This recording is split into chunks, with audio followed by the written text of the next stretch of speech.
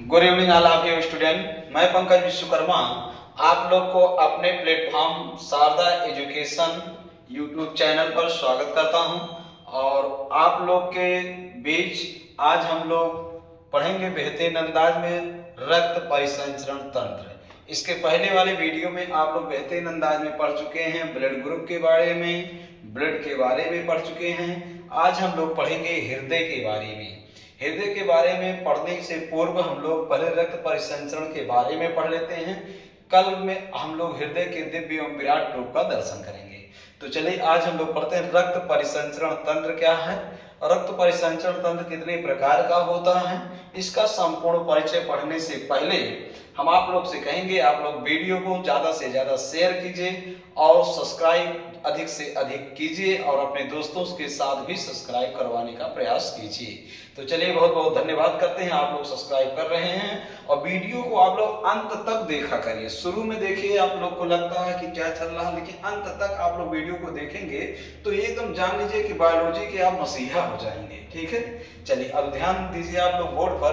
पहले आप लोग को कुछ ऑनलाइन महत्वपूर्ण बिंदु को याद करवाते हैं जो बड़े इंपॉर्टेंट हैं।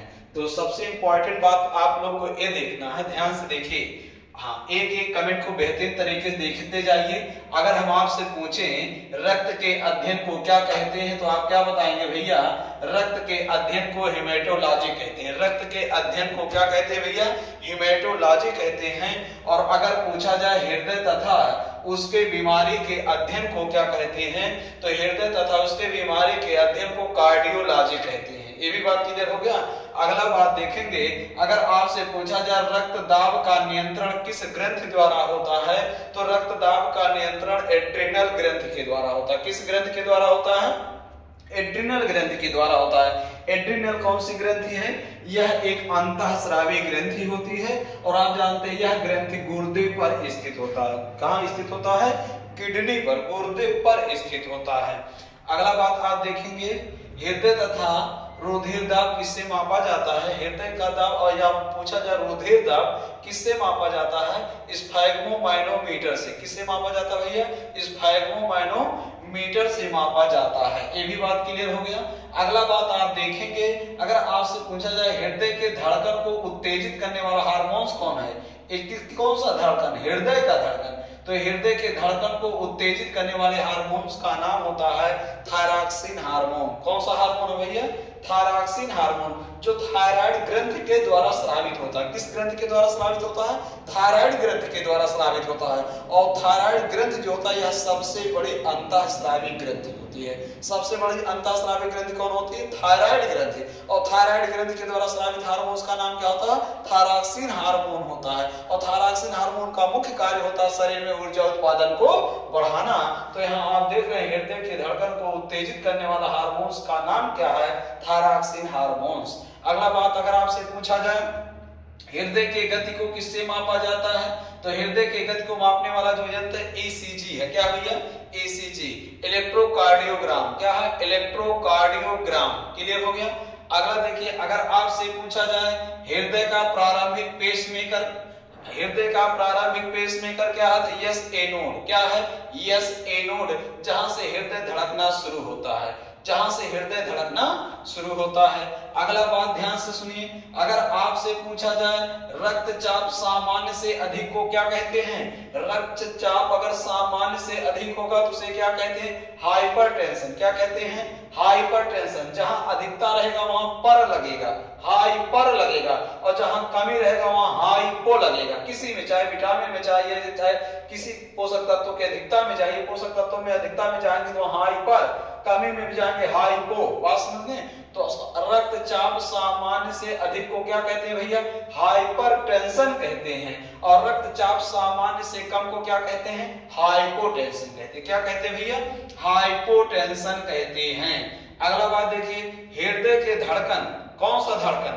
हृदय के धड़कन सामान्य से अधिक को, हृदय का धड़कन आप जानते हैं 70 से 72 या 75 बार लगभग धड़कता है। तो अगर उससे ज्यादा धड़केगा सामान्य से अधिक को क्या कहते हैं? टेकीकार्डिया कहते हैं। क्या कहते हैं भैया? टेकीकार्डिया कहते हैं। और हृदय का धड़कन सामान्य से कम को क्या कहते हैं भैया? बेडीकार्डिया कहते हैं। क्या कहते हैं? बेडीकार्डिया कहते हैं। बात क्लियर हो गया। अगला बात आप देखेंगे, जो रक्तचाप नापा जाता है तो रक्तचाप आप कहते हैं 120 और 80 सामान्य होना चाहिए। तो 120 वाले ऊपर वाले को क्या कहते हैं, सिस्टोलिक दबाव कहते हैं, और नीचे वाले को क्या कहते हैं, डायस्टोलिक दबाव कहते हैं। इस बात को आप ध्यान में रखे रहिएगा।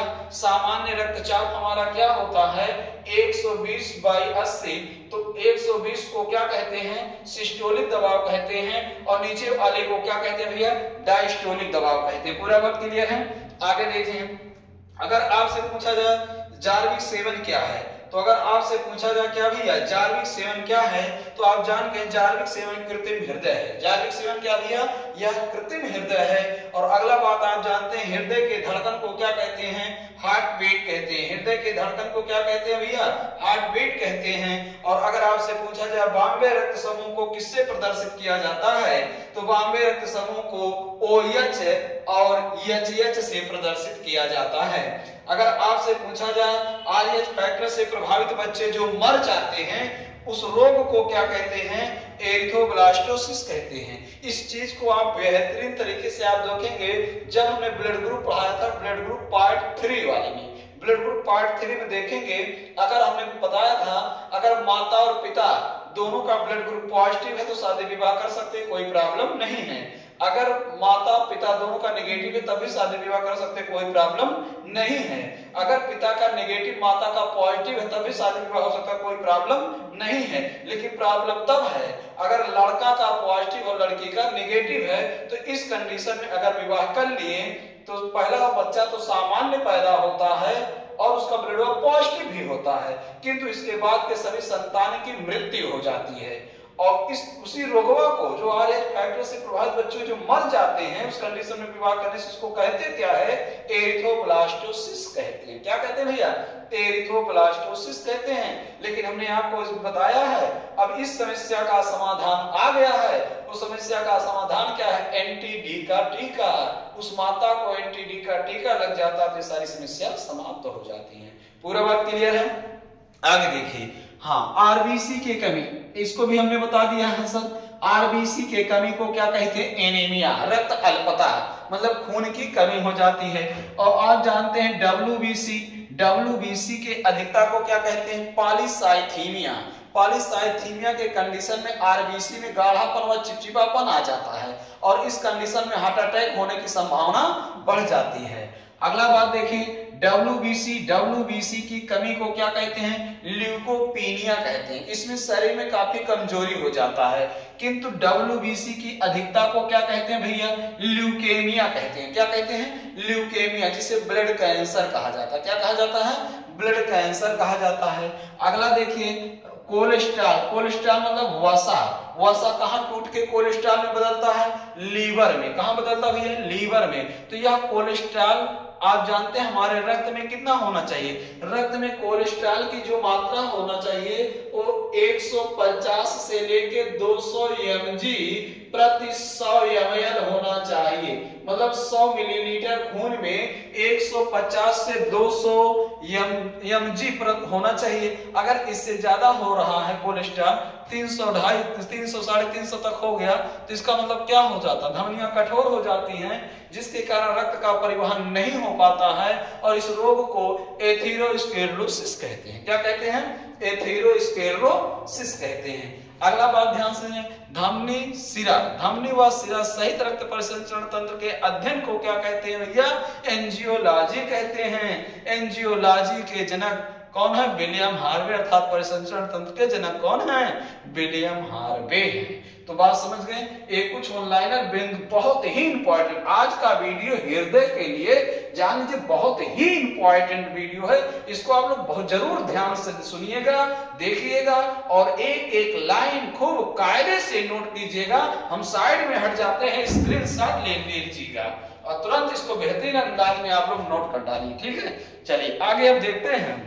ये हृदय शुरू कर रहे हैं, कल आप लोग हृदय के विराट रूप का दर्शन करेंगे। आज तो इंट्रोडक्शन चल रहा है। ठीक है, देखिए परिसंचरण, रक्त परिसंचरण तंत्र कहते हैं किसे, ध्यान सुनिए, हम परिभाषा बोल रहे हैं, आप लोग लिखिए। रक्त परिसंचरण तंत्र किसे कहते हैं, खूब ध्यान से सुनिए। वातावरण और ऊतकों के बीच कहा, ध्यान सुनिए, वातावरण तथा ऊतकों के बीच होने वाले समस्त रासायनिक परिवहन क्रिया को परिसंचरण तंत्र कहते हैं। एक बार परिभाषा फिर से सुनिए, वातावरण तथा ऊतकों के बीच होने वाले समस्त रासायनिक परिवहन क्रिया को परिसंचरण तंत्र कहते हैं। परिसंचरण तंत्र के जनक कौन हैं? विलियम हार्वे हैं। कौन है भैया? विलियम हार्वे हैं। पूरा बात क्लियर हो गया? हाँ। और आप जब हमने क्या कहा, वातावरण तथा ऊतकों के बीच, जैसे आप पर्यावरण पढ़ते तो पर्यावरण में क्या कहते हैं? भौतिक पर्यावरण और जैविक पर्यावरण में परस्पर संबंध होता है। भौतिक पर्यावरण के बदलने से जैविक पर्यावरण बदल जाता है। तो भौतिक पर्यावरण मतलब स्थल मंडल, जल मंडल और वायुमंडल, जैविक पर्यावरण मतलब जंतु पर्यावरण और वनस्पति पर्यावरण, ये सभी जंतु, ये सभी वनस्पति किस पर निर्भर हैं? भौतिक पर्यावरण मतलब स्थल मंडल पर, जल मंडल पर और वायुमंडल पर, इन दोनों में परस्पर संबंध होता है। और भौतिक पर्यावरण बदलने से जैविक पर्यावरण बदल जाता है। जैसे हम लोग किस पर निर्भर हैं? भौतिक पर निर्भर हैं। तो परिभाषा हमने क्या बोला परिसंचरण तंत्र का? वातावरण तथा ऊतकों के बीच होने वाले समस्त रासायनिक परिवहन क्रिया को परिसंचरण तंत्र कहते हैं। हम लोग वातावरण से वायु लेते हैं, ठीक है, और इस पर्यावरण से न्यूट्रिशन लेते हैं। और आप जानते हैं किसी भी भोजन के ऑक्सीकरण के लिए ऑक्सीजन गैस की आवश्यकता होती है। तो वो ऑक्सीजन कहाँ से ले रहे हैं? पर्यावरण से ले रहे हैं। आहार कहाँ से ले रहे हैं? पर्यावरण से ले रहे हैं। तो वो पर्यावरण से हमारे अंगों तक जा रहा है, ऊतकों तक जा रहा है। इनके बीच जितने रासायनिक क्रियाएं होते हैं वो सब क्या कहलाता है? परिसंचरण तंत्र कहलाता है। क्लियर? आगे परिसंचरण तंत्र के जनक कौन है? William Harvey. परिसंचरण तंत्र दो प्रकार का होता है। पहला खुला परिसंचरण तंत्र, दूसरा क्या होता है? बंद परिसंचरण तंत्र। खुला परिसंचरण तंत्र किसे कहते हैं? जिनमें रक्त के बहने के लिए कोई माध्यम ना हो। बिल्कुल, जिनमें रक्त के बहने के लिए कोई माध्यम ना हो, ना कोई सिरा हो और ना कोई धमनी हो, ना कोई सिरा हो ना कोई धमनी हो। जिनमें रक्त के बहने के लिए कोई माध्यम ना हो, ना सिरा हो ना धमनी हो, वह उसे क्या कहते हैं? खुला परिसंचरण तंत्र कहते हैं। आपको आपके भाषा में बता दें कि खुला परिसंचरण कैसे समझेंगे। जैसे आप खेत की सिंचाई कर रहे हैं और खेत की सिंचाई करने के लिए पानी को खेत तक पहुंचाना है, तो बिना पाइप के माध्यम से और बिना बराहा के माध्यम, बराहा मतलब समझ रहे नाली, बिना नाली के माध्यम से और पानी को डायरेक्ट खेत तक पहुंचाइए। गड्ढे गुड्ढे नाला नूला भरा भरा सीधे पानी तक पहुंचे, खेत तक पहुंचे, तो जानो क्या है? परिसंचरण। बिना नाली के, बिना पाइप के पानी साफ वो एकदम ढोवा धोरोवा पहुंचे कहां तक? खेत तक। ये क्या कहलाता? खुला परिसंचरण तंत्र कहलाता है। बात समझ गए? और यह प्रक्रिया किसमें होता है? पक्षियों में। एक क्रिया किसमें होता है भैया? एक क्रिया होता है पक्षियों में। और किसमें होता है? आर्थ्रोपोडा,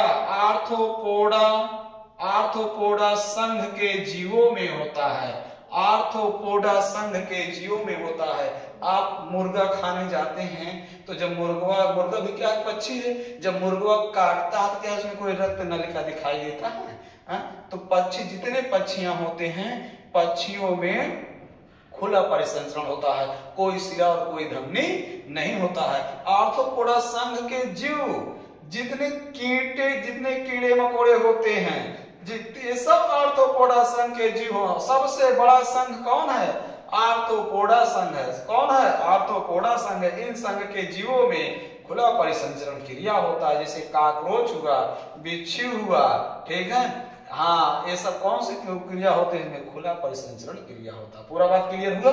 आगे देखिए, बंद परिसंचरण, जिनमें रक्त के बहने के लिए माध्यम होता है, अर्थात जिनमें सिरा और धमनी, जिनमें सिरा और धमनी दोनों पाई जाती है, वो बंद, उसमें बंद परिसंचरण क्रिया होता है। जैसे बंद परिसंचरण क्रिया किसमें होता है? उच्च श्रेणी के लगभग सभी जीवों में बंद परिसंचरण क्रिया होता है। उच्च श्रेणी के सभी जीव में, उच्च श्रेणी के लगभग सभी जीव में बंद परिसंचरण क्रिया होता है। जैसे गाय, भैंस, कुत्ता, बिल्ली, हाथी, घोड़ा, इन सब में कौन सी क्रिया होता है भैया? खुला परिसंचरण क्रिया होता, सॉरी बंद परिसंचरण क्रिया तो कौन सा होता है? बंद होता। पूरा बात क्लियर हो गया? चलिए अगला बेहतरीन बात आप लोग से बता देते हैं। क्या बताएं? एक आपसे प्रश्न हम पूछते हैं। प्रश्न क्या पूछते हैं? जब परिसंचरण पूछेगा, परिसंचरण क्रिया कितने विधि द्वारा होता है? तो परिसंचरण क्रिया जानो 3 विधि द्वारा होता है। कितने विधि द्वारा होता है? परिसंचरण क्रिया 3 विधि द्वारा होता है। रक्त के द्वारा होता है, हृदय के द्वारा होता है और रक्त वाहिनी के द्वारा होता है। रक्त वाहिनी के द्वारा होता है। परिसंचरण क्रिया की विधि रक्त के द्वारा होता है, हृदय के द्वारा होता है और रक्त वाहिनी के द्वारा होता है। अगला देखिए, आपसे एक प्रश्न हम पूछेंगे। प्रश्न पूछेंगे क्या? जब रक्त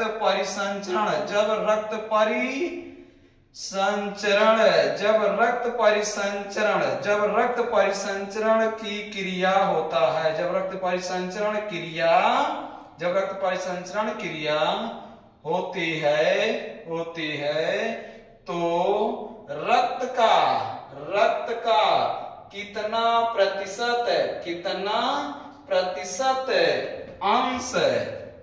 प्रतिशत अंश रक्त किन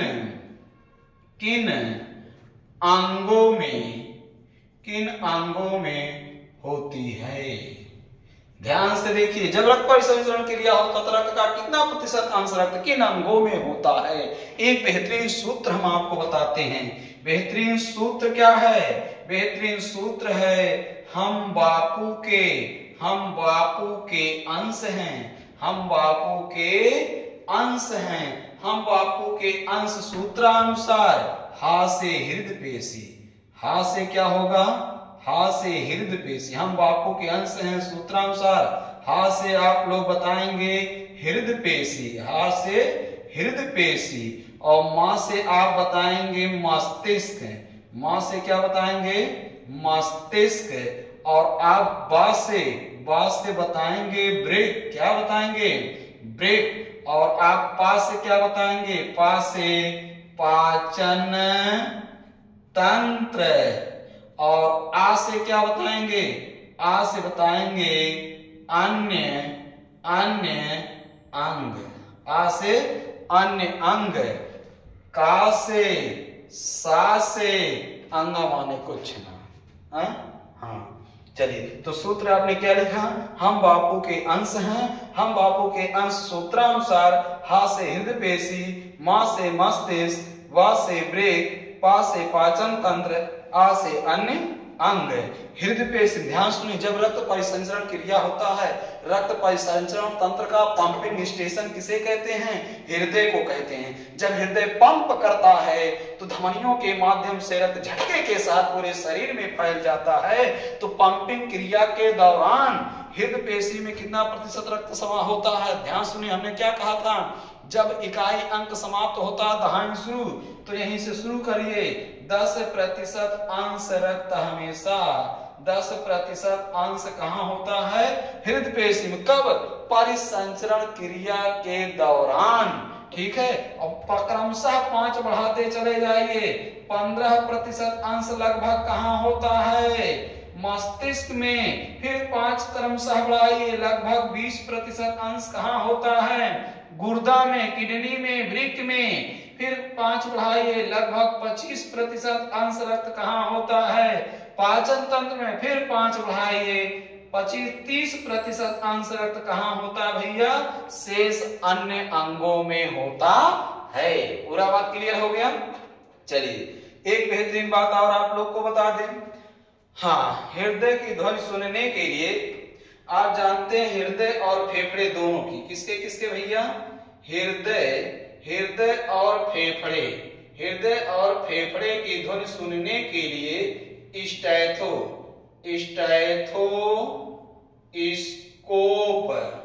स्टेथोस्कोप नामक यंत्र का प्रयोग किया जाता है। किसका? हृदय और फेफड़े की ध्वनि सुनने के लिए किस यंत्र का प्रयोग किया जाता है? स्टेथोस्कोप नामक यंत्र का प्रयोग किया जाता है। और जब इस स्टेथोस्कोप नामक यंत्र को हृदय के ऊपर रखा जाता है, कहाँ रखा जाता है? हृदय के ऊपर रखा जाता है, तो इसमें क्रमशः दो ध्वनि सुनाई देते हैं। एक सुनाई देता है लब और दूसरा सुनाई देता है भैया डब। क्या सुनाई देता है? लब और डब सुनाई देता है। क्या सुनाई देता है? जब हृदय, ध्यान सुने, जब स्टेथोस्कोप नामक यंत्र को हृदय के ऊपर रखा जाता है तो इसमें क्रमशः दो ध्वनि सुनाई देता है, लब और डब। बात समझे? और जो लब का समय होता है 0.14 सेकेंड का होता है, जबकि डब का जो समय होता है 0.11 सेकेंड की होता है। बात क्लियर? किंतु ध्यान देने वाली बात यह है, लब के अपेक्षा जो डब की ध्वनि होती है, लब के अपेक्षा जो डब की ध्वनि होती है वो तीव्र होती है। क्या होती भैया? तीव्र होती है। पूरा बात समझ गए? हाँ, एक बार फिर से सुनिए। वातावरण परिसंचरण तंत्र के जनक कौन है? William Harvey. परिसंचरण तंत्र कहते किसे हैं? वातावरण तथा ऊतकों के बीच होने वाले समस्त रासायनिक परिवहन क्रिया को परिसंचरण तंत्र कहते हैं। परिसंचरण तंत्र के जनक विलियम हार्वे हैं। परिसंचरण तंत्र दो प्रकार का होता है, खुला परिसंचरण तंत्र और बंद परिसंचरण तंत्र। खुला परिसंचरण तंत्र में जहां रक्त के बहने के लिए कोई माध्यम ना हो, ना सिरा हो, ना धमनी हो, बिना माध्यम के रक्त बहे हरहर, तो जान जाइए कौन सा क्रिया है? परिसंचरण क्रिया है। खुला परिसंचरण क्रिया, यह क्रिया पक्षियों में और आर्थ्रोपोडा संघ के प्राणियों में होता है। बंद परिसंचरण क्रिया, जहां रक्त के बहने के लिए कोई माध्यम ना हो, कोई सिरा और कोई धमनी ना हो, वो बंद परिसंचरण हो। जहां बहने के लिए माध्यम हो, ध्यान सुनिए, जहां रक्त के बहने के लिए माध्यम हो, सिरा और धमनी हो, वो कौन सी क्रिया है? बंद परिसंचरण क्रिया। यह उच्च श्रेणी के सभी प्राणी में होता है। गाय, भैंस, कुत्ता, बिल्ली, हाथी, घोड़ा, मनुष्य में होता है।